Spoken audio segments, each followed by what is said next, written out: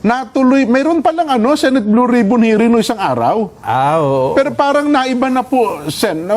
Kayo po bilang miyembro ng Blue Ribbon, natapos na ba muna yung flood control issue? Hindi pa. Ang problema, sa aking palagay lang naman, Opo. mukhang hindi na malaman kung saan itutuloy eh. Paano ibig sabihin po? Aba, saan ba nila... Tinapos. Paano ba nila tatapusin yun? Opo. Alam mo, ako tinapos ko na eh. Sa akin lang ha. Aha.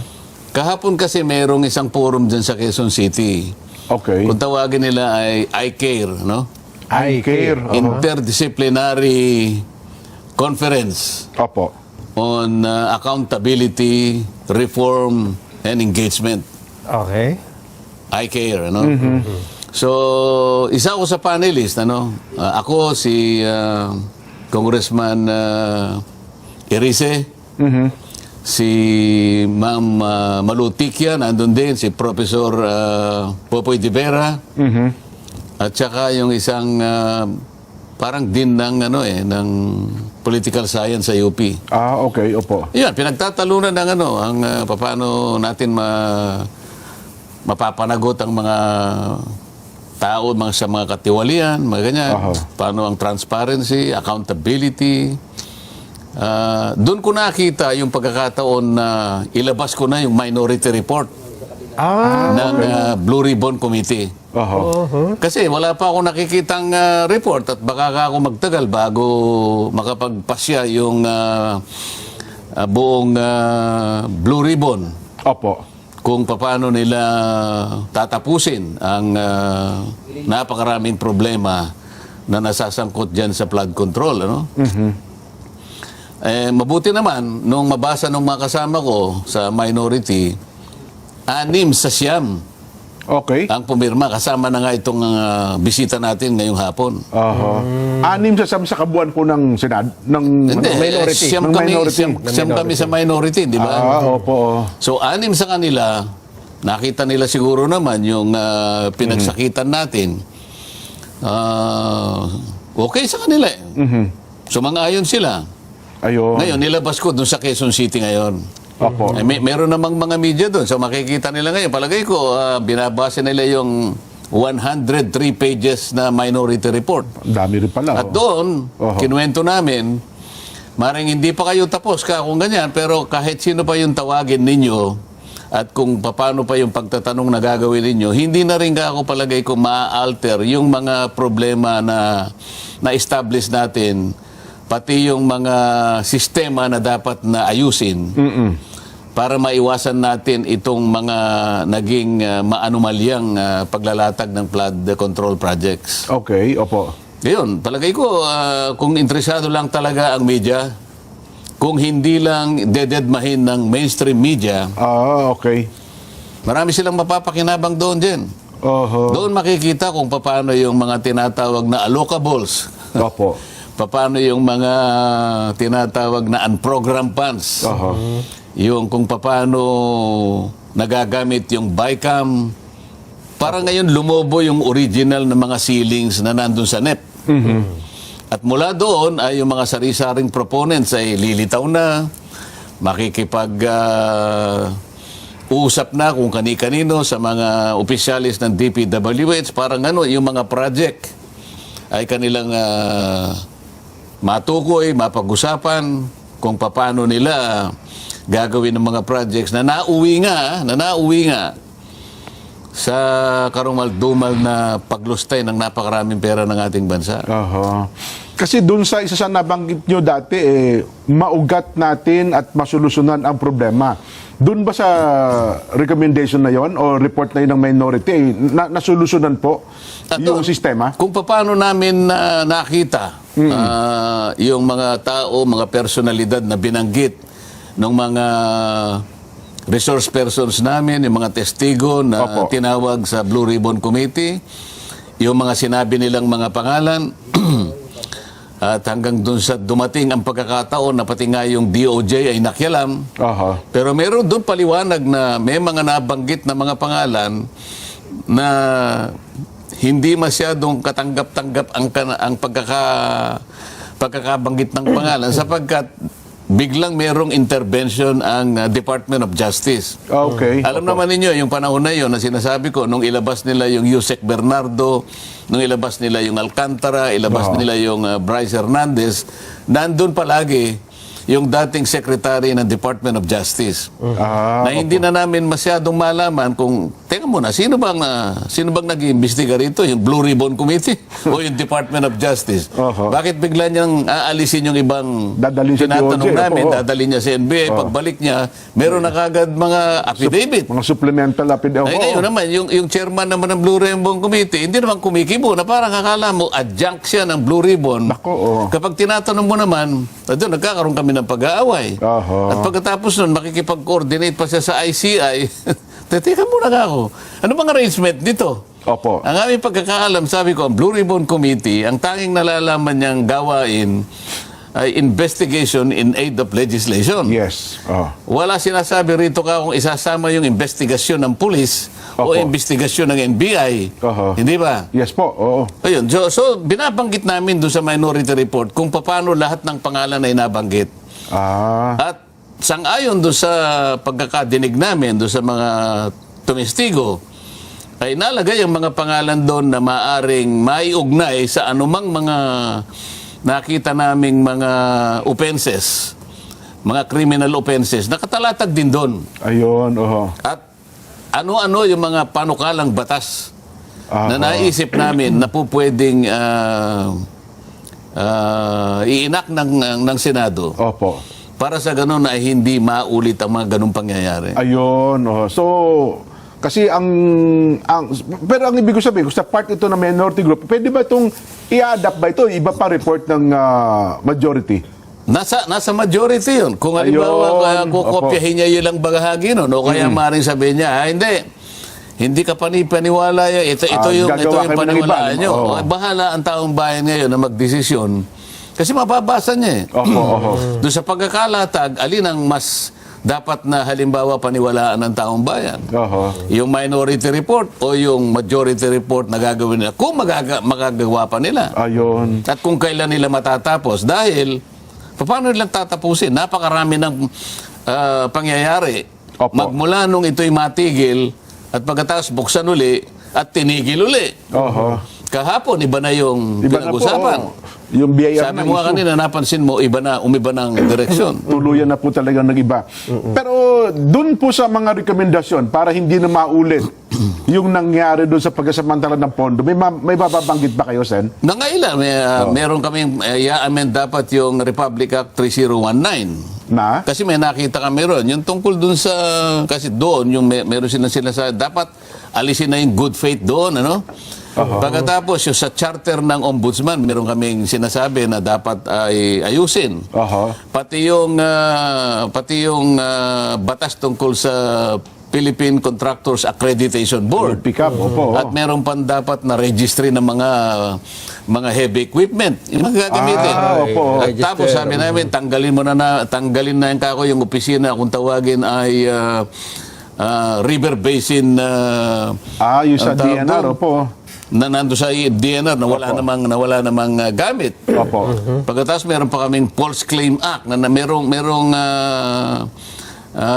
writ of quitam ang nakalagay doon. Ibig sabihin kahit na yung private sector ay pwedeng magdemanda. Kapag yung DOJ ay hindi gumalaw sa loob ng let's say 1 month. Nagkukumplain halimbawa yung isang private sector o isang pribadong individual. Ayaw gumalaw ang DOJ. Sa batas na yon, kapag yon ay nagawa natin, pwedeng sila na magdemanda. Halos 14 yun eh. Yung panukalang batas na naiisip namin, nandun lahat doon sa minority report na yun. Pero meron din po bang rekomendasyon ng mga kakasuhan? Meron, nakalagay din doon. Meron din. Possible naman na pwedeng ito ay makasuhan. Nakalatag din ano-ano yung kaso na po pwedeng kaharapin itong mga ito. Pati yung personalidad na maaaring makasuhan sang-ayon doon sa pagkakaturo ng mga nandoon. Ayun. Pero hindi namin natukoy talaga kung sino talaga yung mga mastermind. Kasi hindi pa tapos. Kasi nga, nung dumating si Saldico, hindi naman makauwi.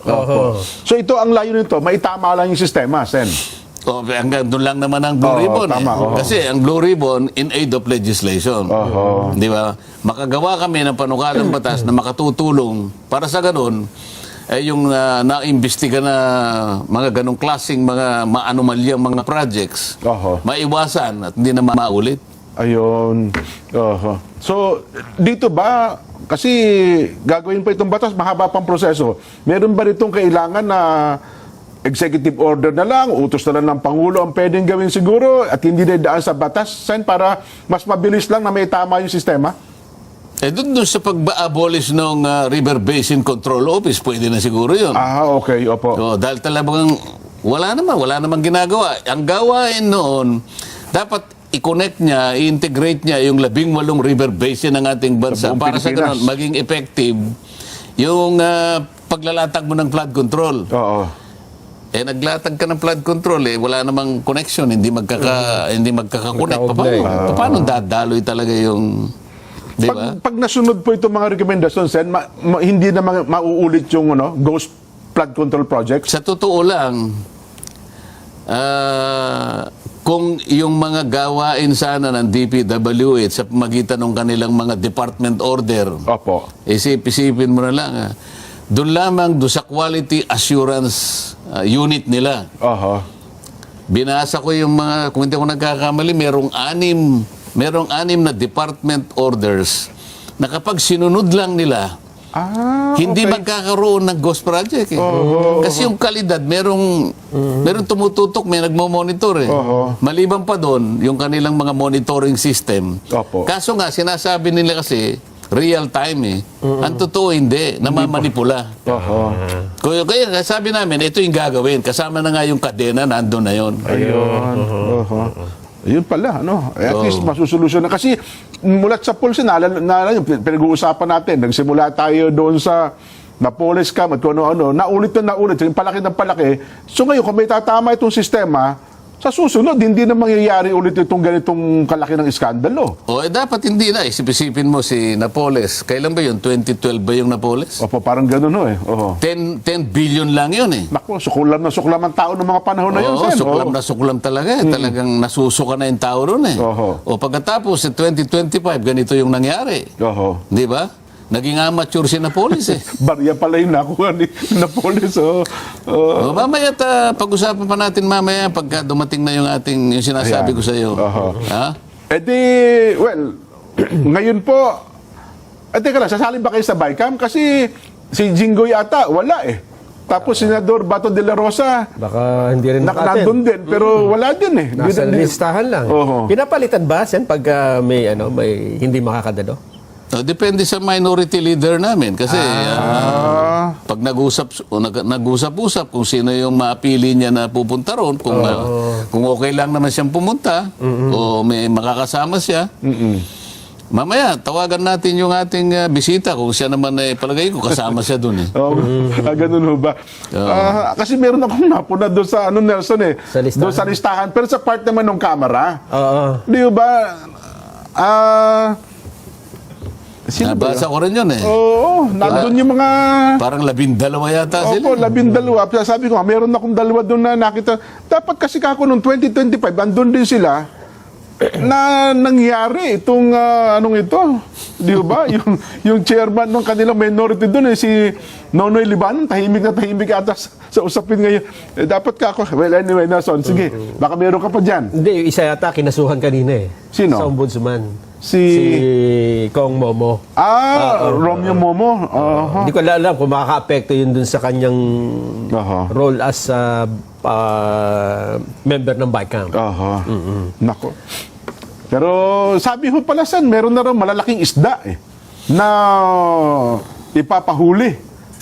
Sabi nyo kasi noong nakaraan, sap-sap at saka dailies lang po yung nakita nun yung kinakasuhan. Baka malaking isda yung mahuli, baka bilasan Kasi nagtatagal di ba? Naku, ganun ho ba? Gusto ko yung mahuli mo, yung talagang sariwang-sariwa. Sariwang-sariwa na talagang malaki. malalaking isda. Yan naman di ba? Kamukha nung nagpunta ako ng Lawag, Opo. binisita natin yung mga ibang mga project na dapat nating makita ron. Nagpunta ako sa palengke ng Lawag, napakaraming isda na mga Ay, sariwa. mga sariwa ho doon. No? Malalaki yan. Oo. Big fish.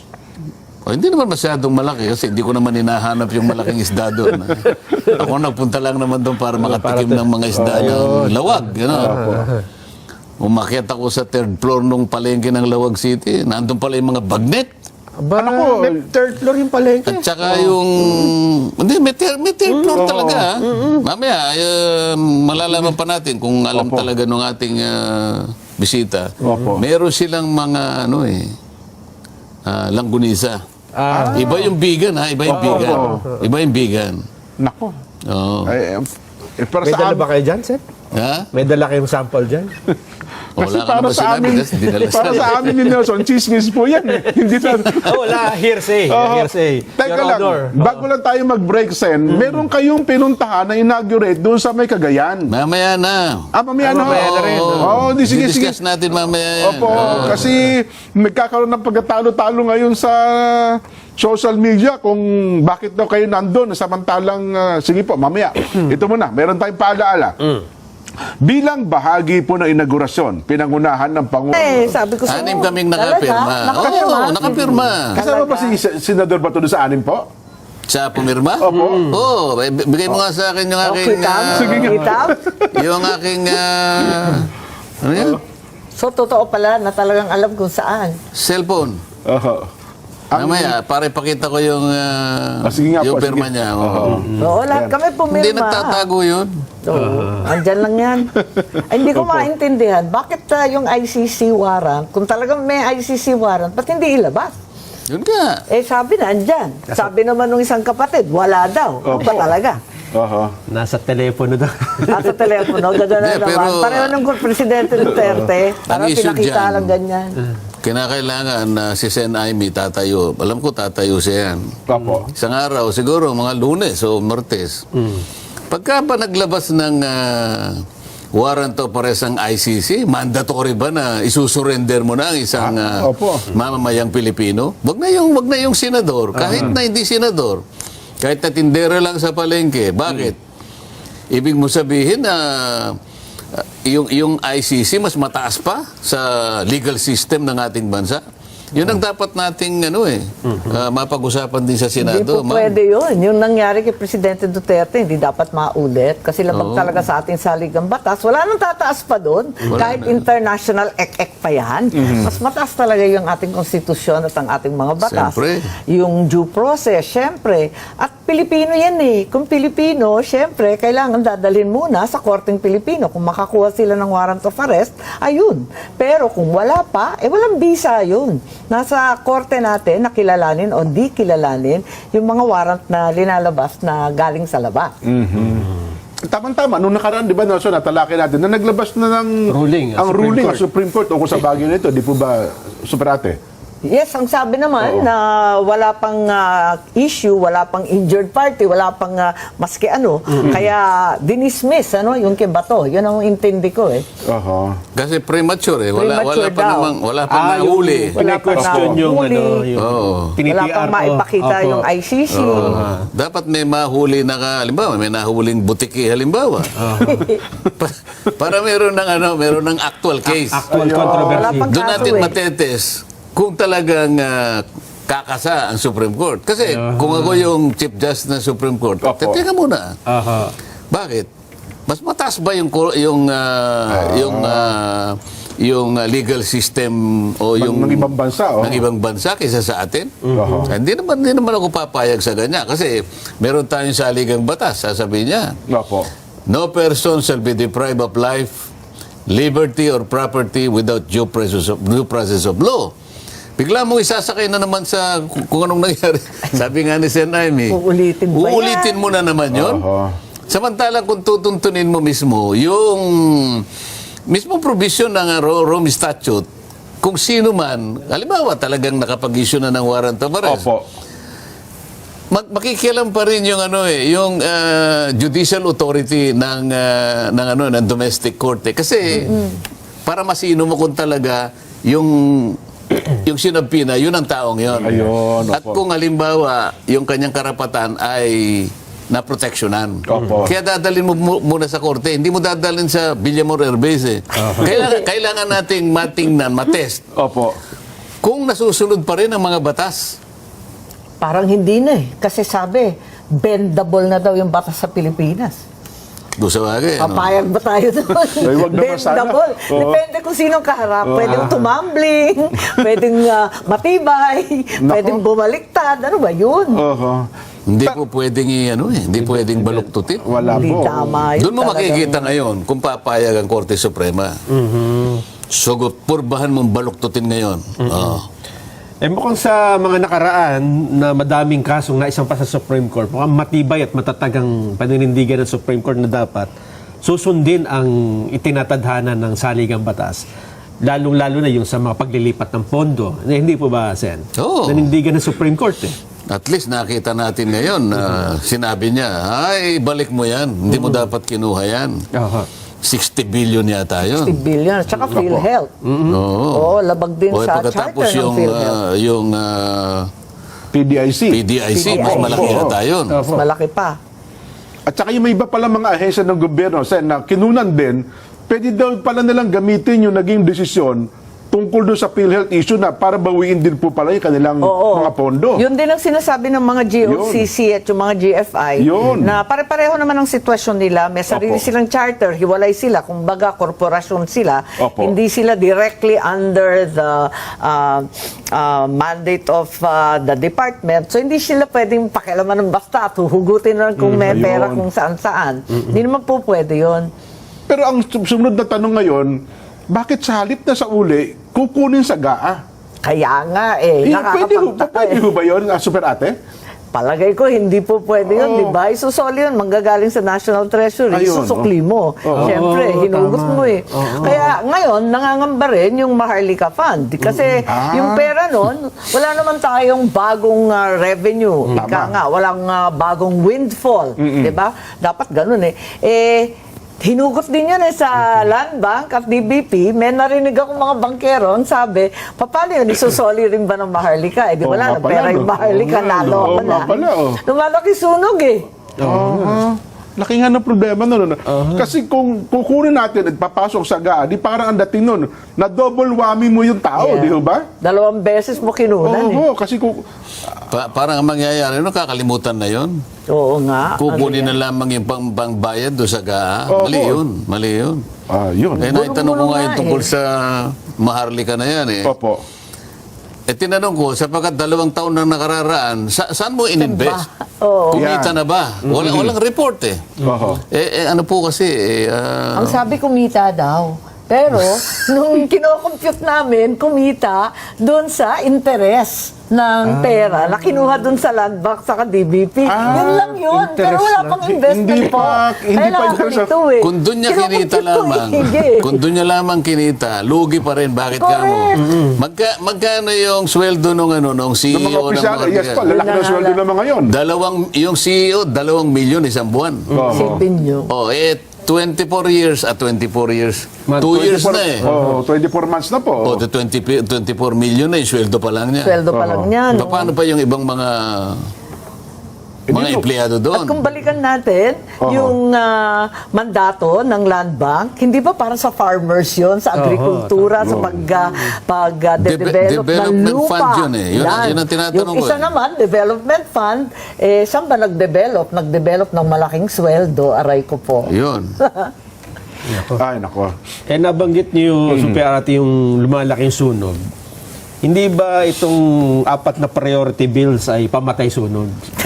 O wala namang, parang sincero na naman doon? Ko alam, hindi ko maintindihan yung mga congressman nung nag-meeting tayo sa Commission on Appointments, abalang-abala. Apo. Tanong ng tanong sa akin, seryoso ba yan? Seryoso ba yan? Abala yung mga congressman doon sa Anti-dynasty. anti-dynasty. Sabi ko, ang totoo, nakapag-hearing ako, noon chairman ako, matagal akong chairman ng electoral reform. Nag-hearing kami dyan sa anti-dynasty. Ang totoo, hindi yan ang first time na magkakaroon tayo ng anti-dynasty provision. Kung maalala ninyo, sa SK, sa Sangguniang Kabataan, meron meron ng provision na hindi pwedeng kamag-anak, hindi pwedeng anak, hindi pwedeng yung asawa or apo, at kinakailangan pamangkin, di ba, third or fourth, consanguinity or affinity dun sa SK law. Pero sa kagalingan ng Pilipino, nalulusutan pa rin. Kaya nauuwi sa definition mag-re-resign yung tatay na kapitan, halimbawa, pagkatapos yung asawa ang tatakbong kapitan at yung anak ang tatakbong SK. O di nalusutan One na at a naman. time lang. Ayun, so